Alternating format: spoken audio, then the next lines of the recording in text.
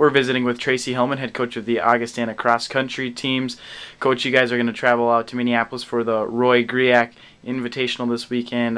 Probably one of your biggest regular season meets of the year. Why is that? You know, you get teams from all over the country that come to this invite. I think it's 26th year this year. It's grown every single year. You see teams that you never see, really. You got teams from the West Coast, teams from the East Coast, and it's really a challenge because when you go in these races, you really don't know who's competitive in the sense of who's good at this year and who was good last year, because it's a lot of unknowns.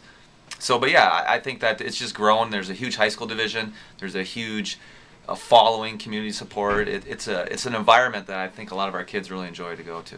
You expect both your squads to be at full strength for this weekend? Or? We're close. We're still bringing people back, and we'll have certainly a competitive team this weekend.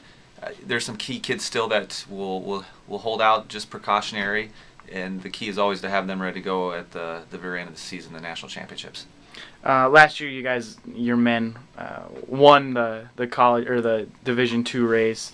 Your women placed high. Do you expect to be the favorites in either of those for the men and the women? Well, I think our program now is the point where we want to go to these invitationals and really feel that we can contend to win. And favorites, I guess we're the defending champs in the men, so certainly we might certainly be looked upon as favorites because we're coming back. We got some key kids that ran in that race last year that are running again this year.